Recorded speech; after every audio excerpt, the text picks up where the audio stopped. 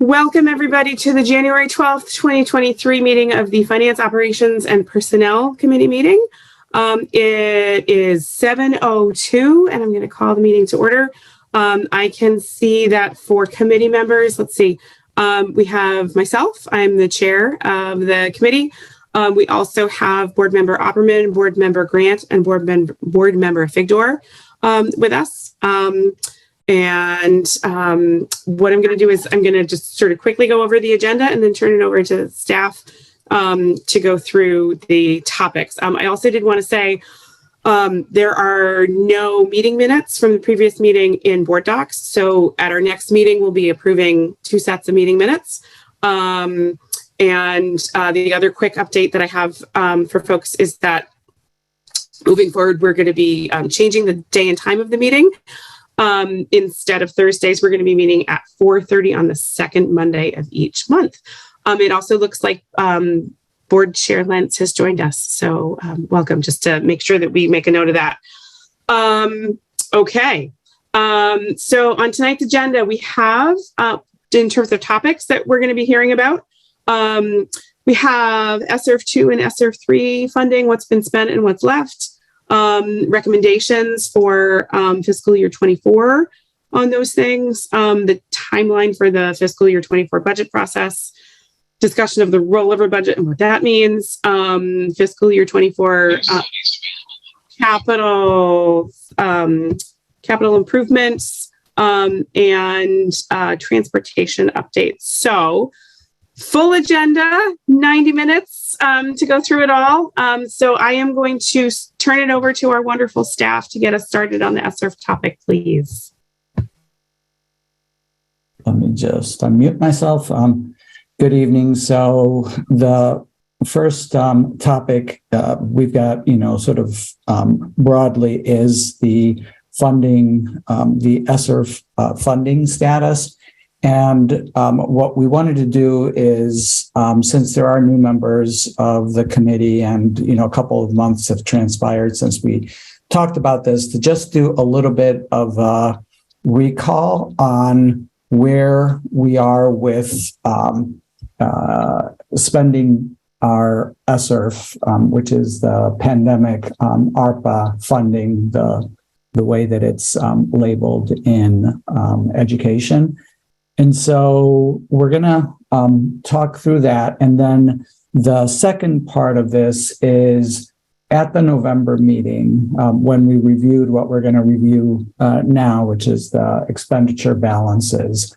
The committee had asked us as a staff to look at those investments that we currently are making using ESSERF funding and in essence, score them for whether we think that they should continue next year using ESSERF funding to the extent that it's available, or shifting them to our general fund, or discontinuing them after this year. And so we're prepared to walk you through what that staff scoring is. And so that's the essence of the ESSERF update for today. So I'm going to ask Miranda to walk us through the sort of the projections, the review of what we've spent to date and how much remains. And that's right. Miranda Fasulo, our budget director. I just realized that you may not know all of our staff, so Miranda is our budget director. Also with us is Kate Hersom, who is our grant manager for ESSERF. And I'm trying to think who else. Obviously, Malia and Aaron, the co-interim superintendents. So I'm going to turn it over to Miranda. Thank you. Good evening, everyone. You can see my screen, I assume? Yep. Okay. So just real quick, ESSERF 2, we talked about ESSERF 2 and ESSERF 3 a couple of months ago at a finance committee meeting. I'm not going to go too much into ESSERF 2 because ESSERF 2 concludes this year. And so the purpose, I think, of this discussion is really to think about ESSERF as it pertains to our upcoming budget cycle. So I'm going to focus really on ESSERF 3, which actually continues through next year and slightly beyond until September 30th of 2024. So I'm just going to click into the projections that we showed the last time at the Finance Committee meeting a couple of months ago. We haven't updated them since. They probably could stand to be reviewed again, and we'll continue to do that throughout the year, but they haven't been updated since at this point. So this was the ESSERF 2 status update. I'm just going to skip over, but you can look back at that. It's linked in the agenda if you want to look at ESSERF 2. This is the ESSERF 3 summary. So the two grants were quite different. ESSERF 2 had a lot of non-salary expenses, but ESSERF 3 really focuses on positions and salaries other than summer school. So it's a lot of positions and it's summer school. And then there's some projects that are non-salary, the majority of which are concluding this year. So basically what you're looking at is a summary of our costs that we have expended last year and this year so far, as well as what we're projecting through the rest of this year, bringing you to kind of the most pertinent column for discussion today, which is what's under this green section here, which is what we expect to be remaining at the end of this fiscal year. So here at the bottom, kind of the key figure is after this year, we're expecting there to be approximately $5.5 million remaining in ESSERF 3 to continue what we're already doing or to do different, new and different things. So the categories that we have, they're shown really by the grant categories. So it's kind of broad, and we'll kind of talk more specifically about what is included in that when we look at the scoring sheet. So I don't know if I should pause and just see if there's any questions specifically on this before jumping back into the slide. Sarah, go ahead, whatever you prefer. I'll just continue that. I don't see any hands. I can't always tell when I'm presenting, but just somebody jump in and stop me if there's like a hand. Okay, so this is that's fundamentally what the projection is telling us. And then Cabinet, like the superintendent said, completed a preliminary review and prioritization of the current activities that we are doing this year. And in some have identified about $3.5 million in current activities prioritized to continue on ESSERF funding, just in this preliminary review. And another $700,000 that could potentially be or were prioritized as local investments. So if we were to stick with that $3.5 million figure in terms of current activities prioritized to continue on ESSERF 3 next year, that would in essence leave approximately $2 million for other activities yet to be determined. And one thing I should have noted and meant to note when we're looking at the projection is that the projection that I just showed you that has $5.5 million remaining includes the assumption that we're going to do summer school 2023 the same, more or less the same way we did summer school 2022. So that is already baked in, but that's not necessarily known or determined or decided. So if we were to do more or less in terms of summer school than we did last year, that would change the bottom line and change the funds available to continue activities or do new and different activities. So just want to make sure that's clear when we look at the prioritization. So just going to click into that, kind of orient you to what you're looking at.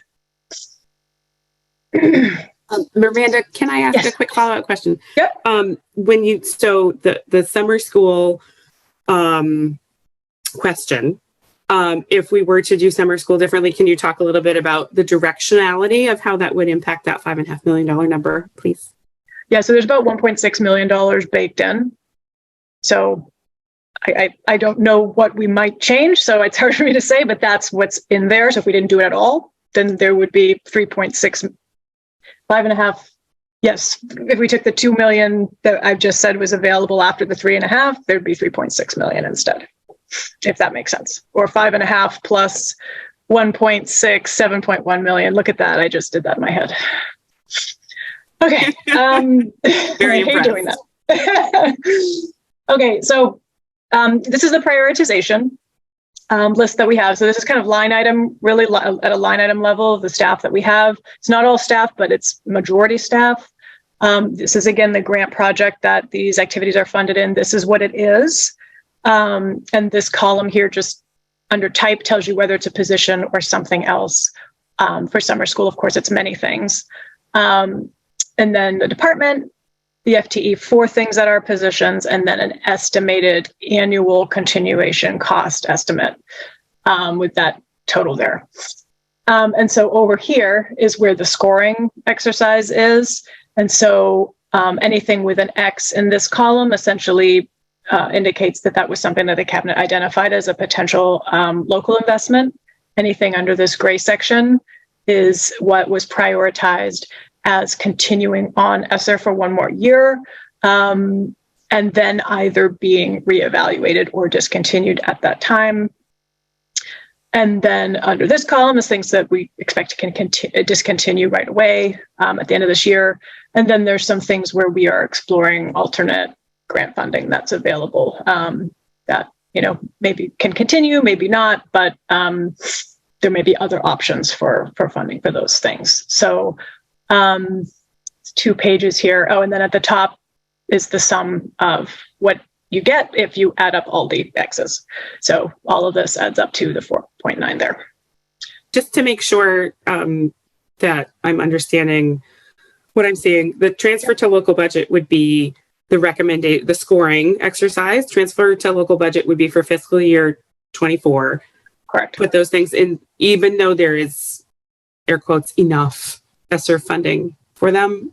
And then the reevaluate would be, so for example, those X's on the bottom half, the scoring recommendation would be to use ESSER funds for the fiscal year 24 for those items, and then reevaluate for fiscal year 25, correct? That's correct. Super. Correct. Thank you for confirming. Mm-hmm. Do other folks have questions also? Okay, carry on. Okay, well, I'll look for guidance here on how much deeper to go through this. I mean, I don't want to go through every line item here. Mainly, it's just to kind of start this conversation and to discuss. And do you want to jump in?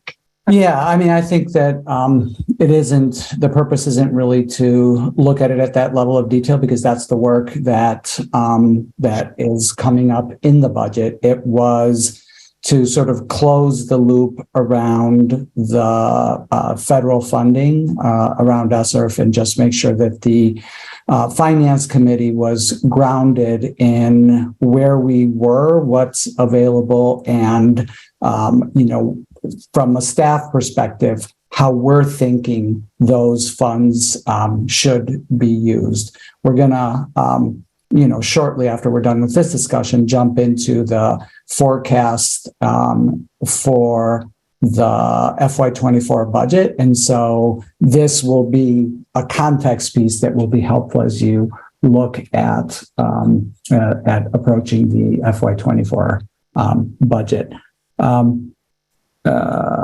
So I don't know if you have any questions about any of those specific activities. I don't know if Malia and Aaron, if you want to add anything particularly around summer school, before we move on, and before we actually move to the budget forecast and that conversation, I do want to just remind the committee about the commitments to participatory budgeting that are A, required with the grant, and B, has been a subject of commitments by the board in the past. So sorry to cut you off. I see that Board Member Figdor and Board Member Opperman both have their hands up. So Emily, go ahead. I'm wondering about the categorization of some of the social emotional recovery positions, and why. I mean, I know we're gonna, as we do every year, have a lot of pressure on our local budget, but just understanding how critical those are to the core of what we're doing. I'm wondering why the proposal is to use ESSER funding in FY24 to cover them and not to try to transfer them to the local budget. So looking at the restorative practices coaches, whether we'd want to pull out any of these positions and try to include them in the local budget. Malia, do you want to? Yeah, I'm happy to speak to that. Good evening, everyone. So the restorative practices coaches and the classroom culture coaches are maybe other ones, Emily, that you're referring to, or the BCBAs might be how they're documented in here. So we, and you may or may not recall this from the middle school update, but the plans we had for hiring for those positions did not play out as we had hoped and envisioned. And that was due to a challenge with finding talent. And then with a timeline around being sensitive to not pulling our internal educators out of the classroom for these positions. So we did some adjusting. So we don't have people in those classroom culture positions, and we're reevaluating that particular strategy. We still see that need, but didn't think we were ready to put it into local, given the fact that those are unfilled positions at the moment. And we're currently reallocating money from those FTE lines for the same purpose through technical assistance and coaching, but they're not positions, right? They're not people right now. And then the restorative coaches, similar in terms of not being able to find the right people for the positions in a timely way.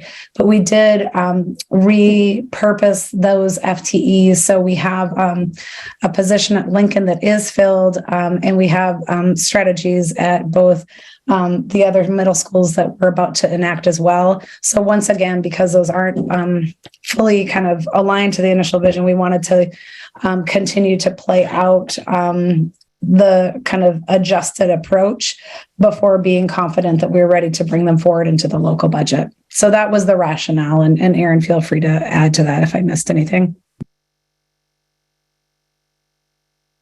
That makes sense. Can I ask about a couple of other positions?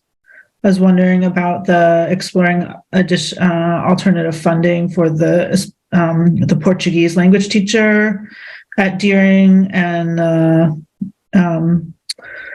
another, it looks like it was a previous Portuguese teacher position at Portland. Yeah, I think I can speak to those. I think the idea for those is that we would potentially be able to use the funding that we got from the state for homeless and English language learners, and so that was the rationale for those. Okay, thank you. Thank you. Hi, Julie. I was just going to say, Vice Chair Opperman, I see you have your hand raised, and then after that, we're going to go over to Malia to talk about summer. So Vice Chair Opperman, go ahead. My question is actually about supper, so I'm looking forward to hearing. I guess the last year's program was pretty extensive, but if we were looking to expand it, how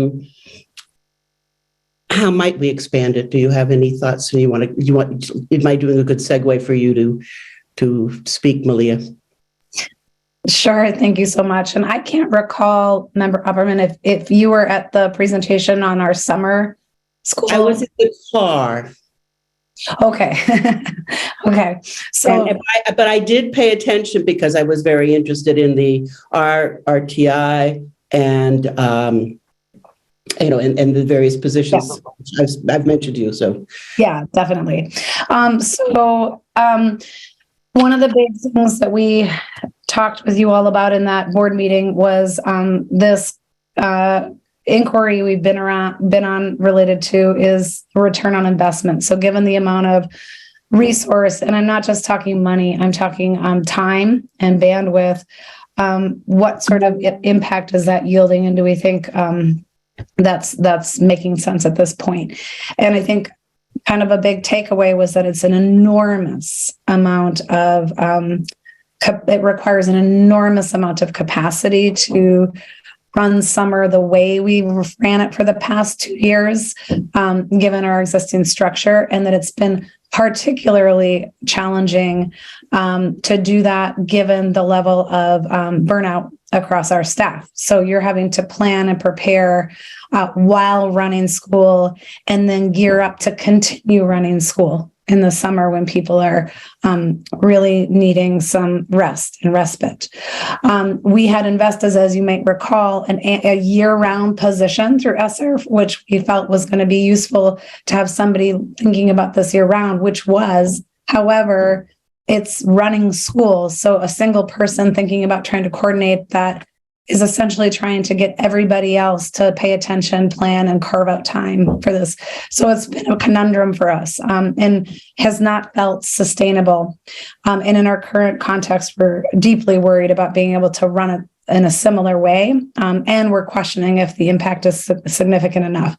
Also, feedback from families, especially at the elementary level, has been that it's challenging as it pertains to the role summer school plays as childcare, because our programs are partial days, 4 days a week, and they don't run the whole summer.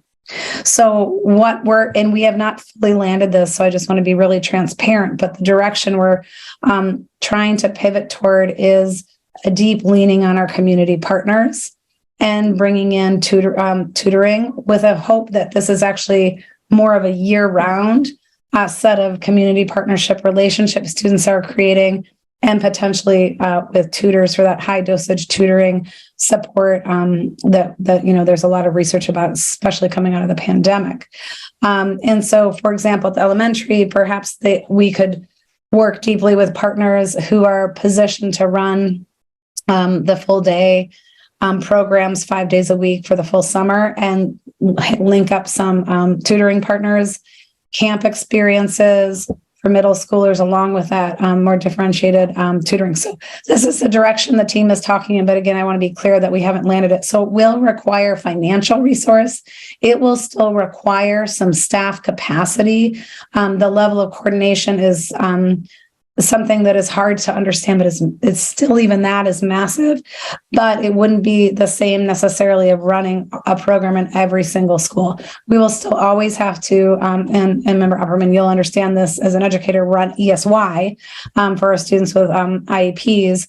And we still have a commitment to run a credit recovery opportunity for students, because in high school, they need that. We're doing those summer intensive, so it's more engaging. So those are the two that we know need to be run internally, but that's how we're thinking about this. So we don't yet have an estimate about what the cost would be. We anticipate some potential savings, but it's too early to fully confirm that with you all. So just, again, I want to be transparent, but also make sure you all know that hasn't been firmly decided with the internal team. If I may, any way that you can expand summer school at all, however, and I understand, yes, burnout is incredibly difficult, but if there was some kind of strong incentives for retired, et cetera, you'd figure this out. But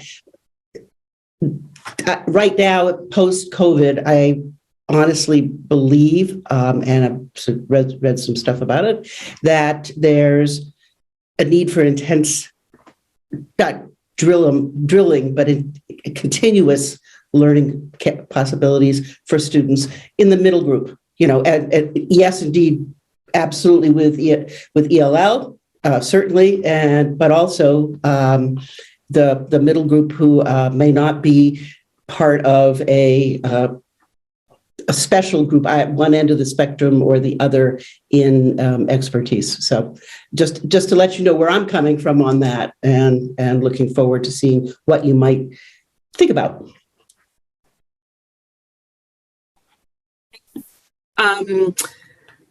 Thank you, Malia. I have a quick follow-up question. So it sounds like, if I'm following correctly, it sounds like the thinking right now, at least, is to address any sort of summer programming in a targeted way, and really try and figure out what resources might yield the most significant impacts and how we can spend those resources accordingly. Just as a quick follow-up, and I don't want to spend a ton of time on it because this is the finance committee, but I'm curious whether there would be opportunities to have one of those targeted areas be our multilingual students. I don't know if that's been part of the conversation or not. Yeah, definitely. Yes, and and I would say kind of it's really leaning on community partners for the SEL, and then there's a practical thing for elementary with childcare, and then have the targeted pieces with tutoring.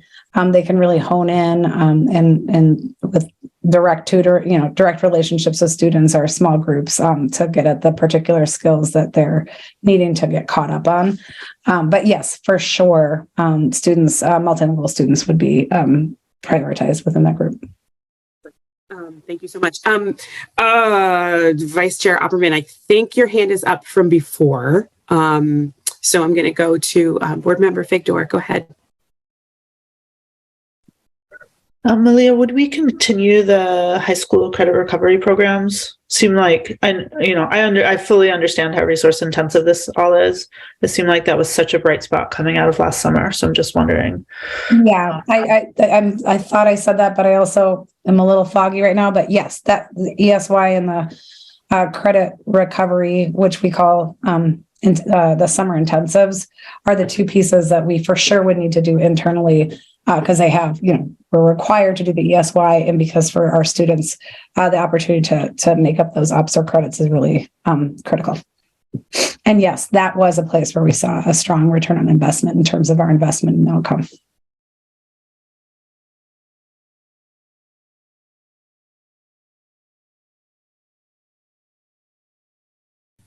Okay. Emily, did that address your question? Yes, precisely. Super. All right. I was just checking because I didn't know if you had a follow-up because your hand is up. I've done that too. And I want to check and see whether other folks have questions. I'm mindful of the fact that we have an hour left and we have a bunch of agenda left to go. Any other questions on this part of the content?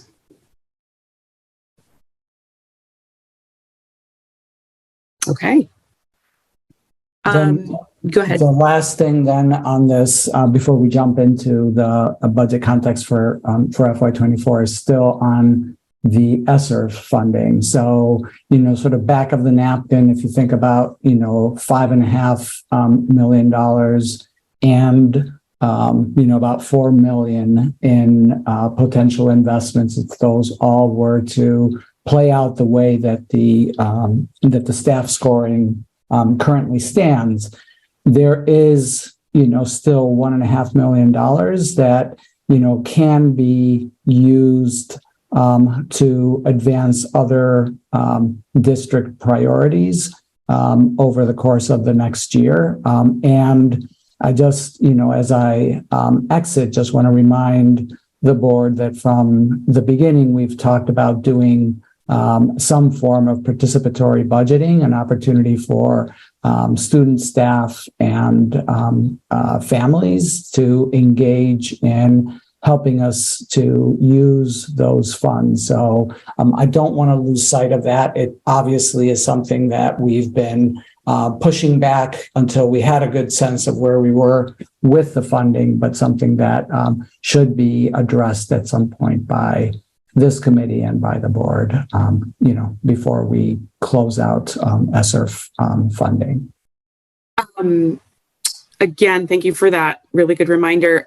Did I hear you say a few moments ago when you mentioned that there are some grants that require participatory budget processes, or not participatory budgeting, but a public process around any expenditures under ESSERF. So all of the scoring that we've done is an important step, but it obviously will require hearing or some other form of communication and input from our community before if we were to adopt the staff scoring in full, it would still require, and we've essentially been able to do that through the board hearing process. And so that's the minimum level of engagement that would be required.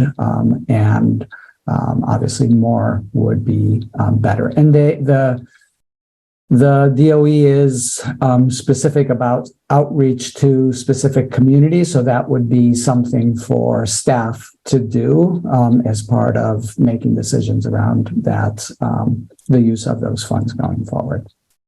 And Kate Herson, who I introduced earlier, is our grant manager for these programs, and she's on top of all of those requirements and making sure that we have them, our reports publicly posted and things along those lines as well. And while I do this, want to take the opportunity to thank Kate for her tremendous effort to organize some of our expenditures alongside Miranda. And, that scoring sheet that you saw is something that Kate has helped us to develop that we did not have before. So I just want to express my gratitude to Kate for that.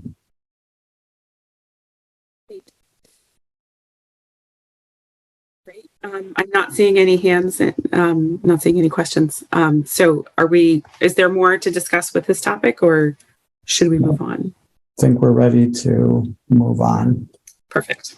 So just to set the table a little bit on this, this section of the agenda is annual building block for the board to really understand what does our current budget rolled over into next year. What does that look like when you apply certain assumptions? And it's then accompanied with the state funding information that we're only now beginning to see. So that's what we're trying to do in this next section. That's the most significant part of it. We are going to talk briefly about the calendar. So Miranda, if you could move to the next slide. So the way that it's laid out, and we have a couple of examples of what the budget calendar could look like in the board packet, but since the board packet was created, Miranda has worked with the city and they've agreed that the version 1 of that calendar is the one that works best for both bodies. So it was the one that we preferred as well. So I think that that it works well. And these are sort of the high level points along the way towards a budget. So it begins with the superintendent's budget presentation to the board that's scheduled for March 14th. And then there are a series of steps in between, but it's currently scheduled for the board to conclude its review and advance it to the city council at a meeting on April 4th. The council presentation is scheduled for April 10th. So there's a little bit of give there if additional time needs to be, additional meetings and things along those lines.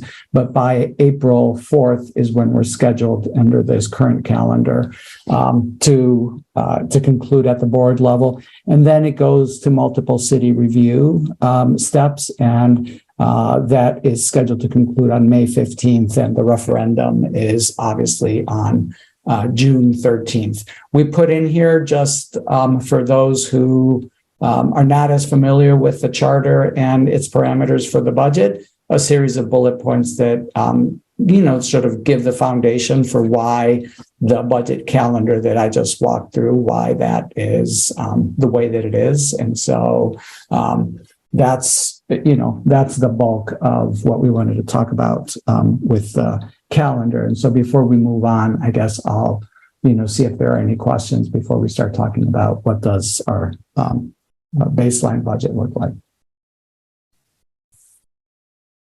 I'll just quickly say I appreciate the charter parameters, the constraints. I think I was looking at the version 1 and version 2 calendars in board docs before the meeting, and some of the specific dates and times might not work for everybody, but high level, super appreciate it. Board member Figdor, you have a question, go ahead.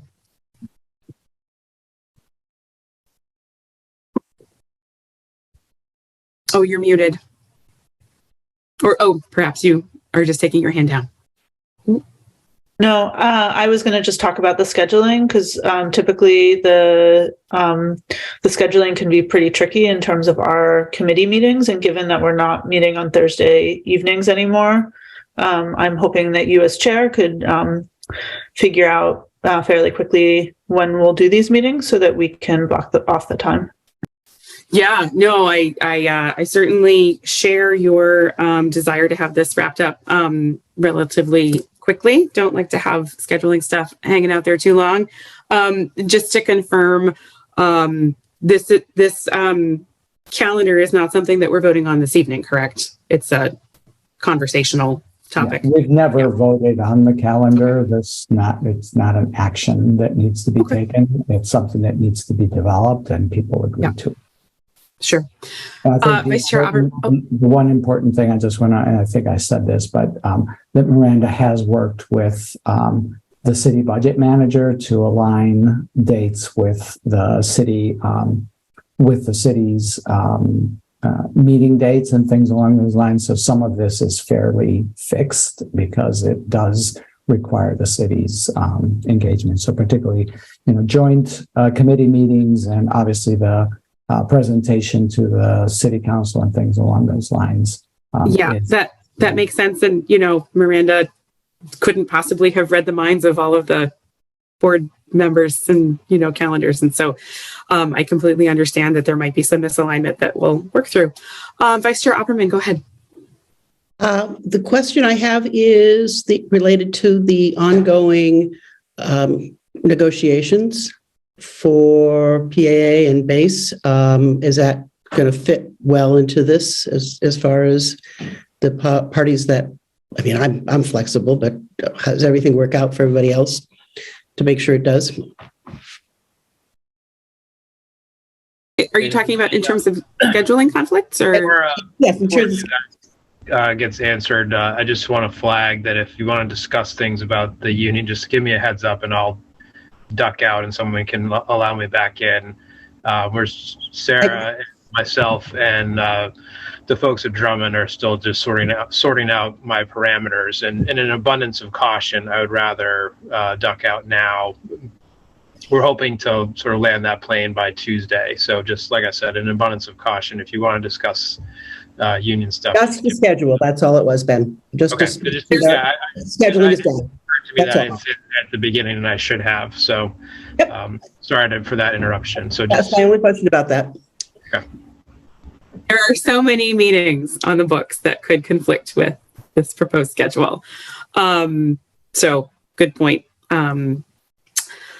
Okay. So yes. So scheduling is a bear, and we will sort that out. So did we want? Other than the exact dates and times and who can attend each meeting, did you want to talk through the content of the structure of what's on the list here? Or is it just a matter of, here's the draft and... Yeah, I think that it's fairly self-explanatory in terms of what the meetings are for, so if there's any questions about, what is that type of meeting or why are we doing a joint city and school finance committee meeting and things along those lines, be happy to answer them. But otherwise, this is really more of this is what it's going to look like than it is a deep issue. Okay. And just to in terms of next steps, to make sure that the days and times will be successful, would it make sense for me to work through Miranda to make sure that if are adjustments needed, that the city is also going to be agreeable? I don't necessarily want to put that on Miranda, but if Miranda's the person to do that, then I'm happy to. I just want to figure out the logistics of next steps.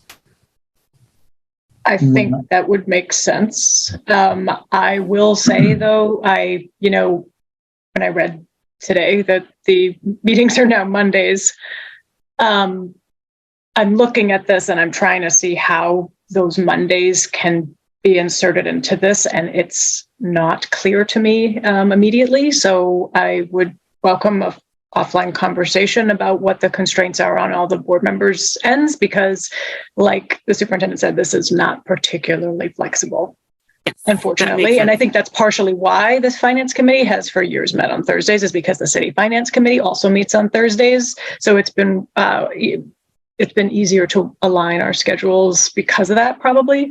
But not every meeting is a joint meeting, right? So maybe there's some places we can work around, but I'm looking at March and April and not really immediately seeing how the Mondays are going to work, especially the second Mondays, given what else is on here, but we can talk it through. Just want to make. Absolutely. Okay. Yeah. All right. Sounds good. All right. So I think we're ready to move on. Yeah, All right. So, all right. So launching into kind of some of just the basic baseline budget context that we're looking at for moving forward. And like the superintendent said, we're really talking here about what it would cost to keep doing what we're doing. And these are not hard and fast numbers. This is preliminary estimates. I haven't done person by person budget development yet. But what I do know applied to, information that I do have at a higher level, preliminary estimates have us at salary and benefits increases going up by about 4.6%, which means approximately a budget increase of $4.8 million. If we apply sort of a flat escalator to our non-salary costs, excluding debt service, of 5%, we'd be looking at just under $1 million there. Again, that's very generalized. We have to be a lot more specific in our projections for those things, and we're working with departments right now to do those specific evaluations and projections. But just a ballpark understanding of what that would mean would be about $1 million there. We do know our debt service increase, which is substantial this year. We've got new BFOF debt service rolling on in the amount of $2 million, and our regular just annual kind of CIP debt service that rolls on another couple $100,000 is showing an increase of $2.25 million, 22%, very substantial. All that together is about an $8 million budget increase, 6% overall. And all else equal, assuming funding levels remain the same, that would imply a tax rate increase of 7% just right there. So it's significant. Other critical factors are our state funding levels. Some of you have been talking about this for years. Others are more new to this. So I'm going to talk about that in more detail in the next slides. That's the less optimistic news, but then we'll close with some better news and more optimistic conversation about the fact that at least we do have a strong position right now with respect to our fund balance and reserves. So I'm going to talk about both of those things in a little more detail in the next couple of slides. So any questions on the cost before I dive into funding levels? And okay, I'll just move on and we can come back to it if anyone thinks of anything. Okay, so where I'm not sure what level of understanding everybody has already of how our EPS funding formula works. EPS stands for Essential Programs and Services. It's the basic state funding formula, and it's what calculates our state subsidy annually. I'm just going to talk about the basic way the formula works. So it's like a super complicated and super not complicated formula all rolled into one. It can be boiled down very easily into two fundamental things: our operating allocation and our local contribution. So it's basically just two sides of the formula, like what's our operating allocation, what's our local contribution, subtract the local contribution from the operating allocation, and that's your subsidy. So that's the simple part. The operating allocation is essentially the state's calculation of the resources required to provide an equitable education in a given district. So it's basically what the state thinks Portland should spend on education given the students that we have. And then the local contribution is what the state thinks Portland should pay based on really one thing and one thing only, and that's the property tax valuation. So key drivers of the operating allocation, this is the complicated part, is the actual calculation of the operating allocation. It's 5 pages of calculations and all sorts of formulas and also like 35, 40, I don't know how many reports, all kind of rolled into one that dictates what the total operating allocation is going to be. So that's really the more complicated piece of the formula. And it's driven by a number, of things, but, key things that drive the operating allocation are enrollment demographics, administrative and personnel costs, and then each year there's usually some changes to the EPS formula, and that can make it more challenging to kind of predict year over year. The key drivers of the local contribution are property tax valuation, as well as a mill rate that's set at the state level and applied across the board. And I say key drivers, they're not even key drivers. That's what drives it. Those are the two things. That's it. And so that's really not very complicated, but it's extremely meaningful. And those of you who have been around for a while or have been following this for a while know that we have been in a position to lose funding in the state formula for many years. And that's driven specifically by our property tax valuation. It's extremely high already, which is why we don't get much state subsidy, which you'll see later. I have some figures on slides to come. And because it is increasing very rapidly and has continued to increase rapidly, and actually our EPS valuation, which is like a 2 years trailing 3-year average of our property tax valuation, but it is actually higher. It has increased by more than it has in any year that I think I've got calculated. So it's a bad year for our valuation. So yeah, it's not good news for state funding. So those are the basics of the formula. So kind of, again, I don't know what the funding is yet. The state budget kind of came out last night, and I didn't have a whole lot of time to think through what it's going to mean for us, but I was able to ascertain that the mill rate was available, and the mill rate is going up. That's bullet 2. I don't know why I jumped right into that, but I skipped over bullet 1, talk about the mill rate. So we found that out. That's not good news. The mill rate in the governor's budget is 7.29. That's up from 7.1. I was hoping the mill rate would go down. The mill rate goes up. That's applied to our valuation. Local contribution goes up. Our subsidy goes down. And that alone drives the funding, all else equal, drives funding down by about $2.1 million. Jumping back up to my first bullet, our valuation increase alone, all else equal, drives our funding down by $5.7 million. So together, our local contribution is going to be up, subsidy down by $7.8 million. That's very substantial. And the allocation side of the formula, I just don't know what that is yet. But I was able to see that overall, the cost of education, the allocation side of the formula went up by about 3.2%. We're going to have some adjustments in debt service as well. It's going to cause that to go up. So if I apply those parameters to the allocation side of the formula, that would offset roughly $4 million, and we would see a subsidy decrease of about $3.7 million. I do not know what is happening there. I want to be very clear. And we will find out soon, within probably 2 weeks-ish. By the end of the month, I believe, is what they're required to, or the statute says they're supposed to send our funding reports by the end of the month. And I was told today that we should expect to receive them the week of the 23rd, although it's not guaranteed. So not good news on this. Hopefully I'm wrong, but so here's just kind of some actual numbers to... Yeah. Miranda, before you move, can you go back to that last bullet? Can you just walk through the what it would take to break even so that there wasn't a reduction, the 7% piece that you have in there? I missed it if you talked about it. Nope, I didn't. I jumped right over it. So we would need to see an increase of 7% in our operating allocation in the formula in order to break even.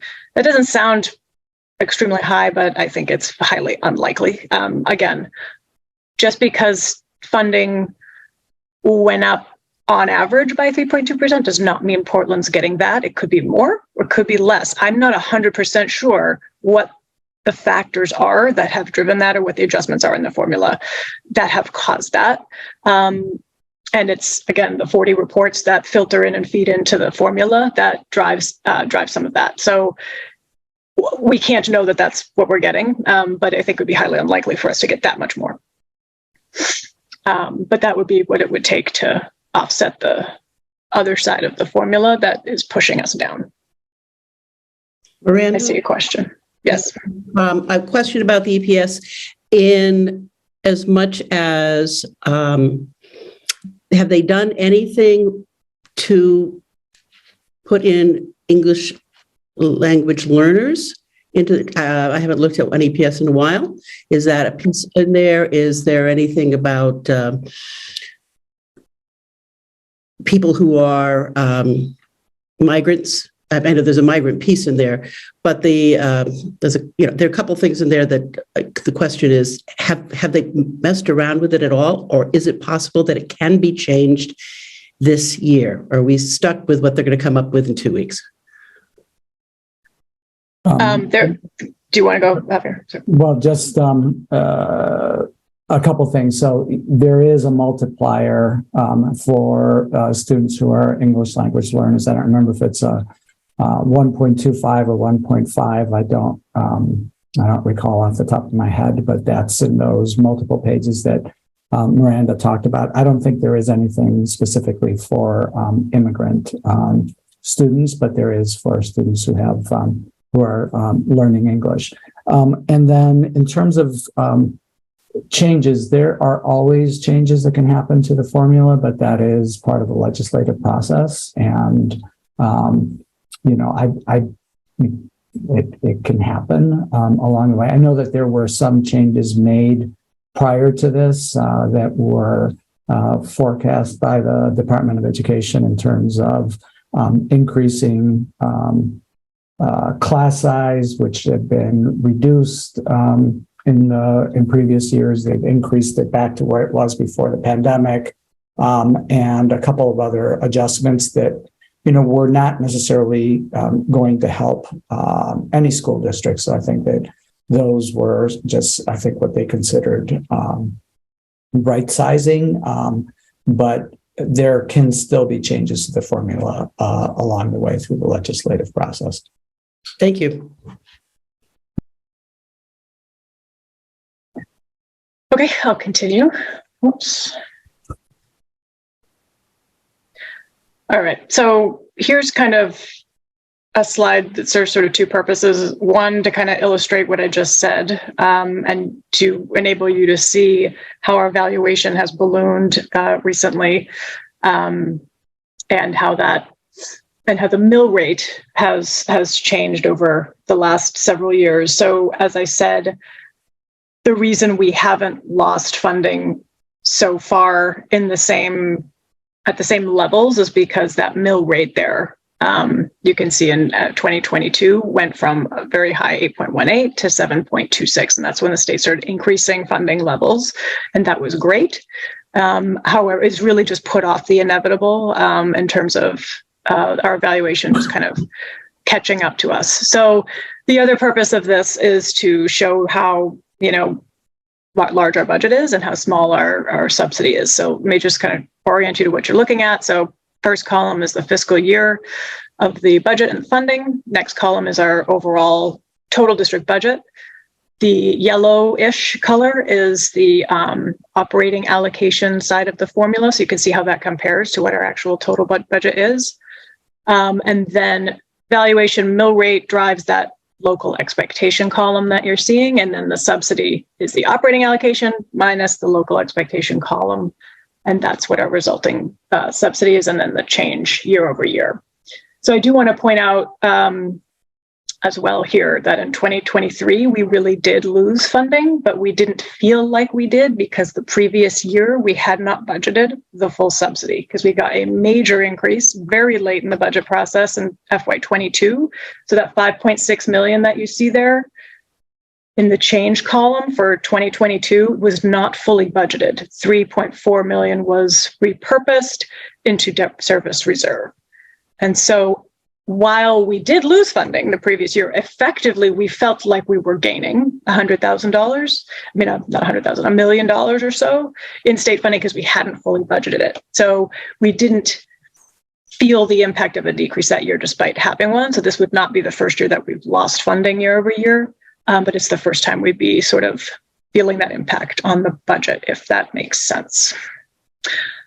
And so again, giant asterisks down there at the bottom. The numbers that I have put in here are the numbers that I said in terms of the operating allocation, having the assumption of debt service changes that I know are coming, plus a 3.2% increase just based on that average across the board. This is what, the circumstance may yield, but I do not know what that number is. And this is purely a projection.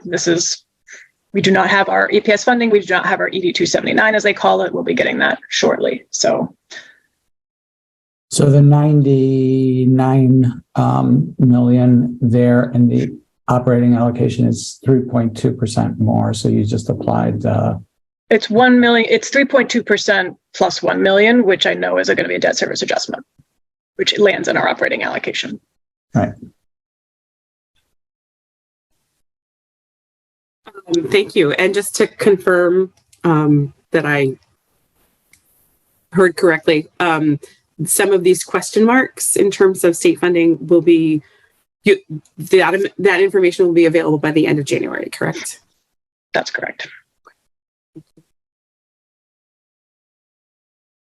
Questions from other folks?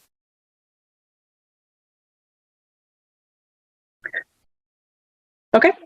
Good. I will move into the happier part of the conversation, which is fund balance and reserves. So some of you may know this, others may not, that during COVID, the state increased the cap on what we can roll year over year for unassigned fund balance. It used to be a measly 3%, which is borderline ridiculous in my opinion. That's very, very low. They increased it to 9% for...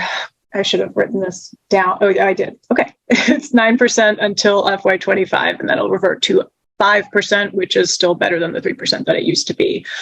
So we've been able to, with the help of federal funding as well, and the help of increased subsidy over prior years, build up our reserve balances, and that's what you're looking at here. So we got general fund unassigned fund balance. We have about $1 million budgeted for this year, with about 8.7 million remaining. That reflects 7.2% of last year's budget, which is how they calculate the cap. So we're not that far off from 9%. We are over what will be allowed in the future of 5%. So that's where we are with that. We have a CTE restricted, CTE career and technical restricted fund balance. We're required to use this only for CTE programs, but it's still fund balance available. And then we have very much rebuilt the food service fund balance last year to almost $1.1 million, or a little over $1.1 million. Adult Ed's got a nice healthy balance of 400,000. Then we have that debt service reserve that I spoke about. So the 3.4 million is the budgeted plus the amount remaining after this year. That's what we didn't budget from our EPS subsidy in FY22. We established this reserve at that time. So I don't have much to say about this other than I think that this is going to be a very important strategic element of the budget development process, how to utilize this, because, we'll have a lot more to talk about once we actually get the state funding and find out where we are there. It can help soften a blow.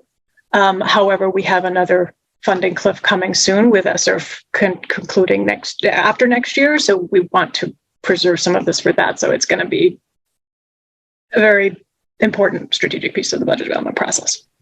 Thank you. Did you say that the reversion to 5% is fiscal year 25? After FY25, so it must be FY26. I can't remember. I'd have to look. I can verify, but writing after FY25, it must be that it reverts for FY26. So it's essentially 2 more years that we can. Yep. Okay. Yep. Thank you. Other questions? And that's the end of what I have for content. I'm not seeing other questions. I don't know if folks are trying to get to the raise hand feature or if it's a matter of you just explained everything so very well, Miranda. Sure, it's not. That could be it. Absolutely could be. I'm not seeing any other questions. So should we, it's also, we have 29 minutes left. Should we move on to capital improvements? the CIP topic.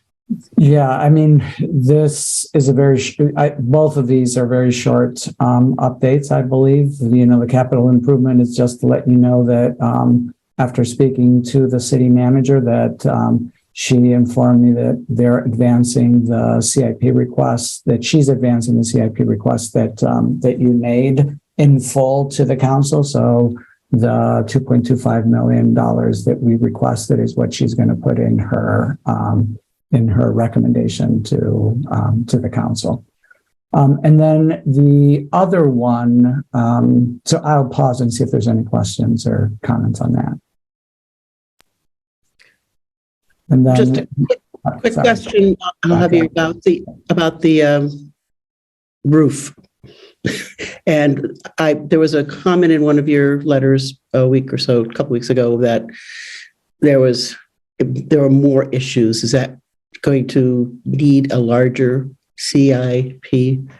No, my letter, my update wasn't that there were more issues, just that we had a problem with the and Steve and Tamara are here that can provide additional details if necessary. That we had a problem with the HVAC that's on the roof, and that caused flooding within the building, but sort of unrelated to the roof, I believe. Steve, Tamara, I don't know if you've got anything you want to add to that. Yeah, you're right, Javier. The coil froze in the rooftop unit on the Portland High School roof. So it doesn't really relate to the CIP project. And when the CIP project is finished, all cribbing and HVAC units on the roof will be re-cribbed and EPDM'd in, and it's good as new. But this was a freeze event of a heating coil on the roof that caused a leak and damage as it ran down into the building. Okay, thank you.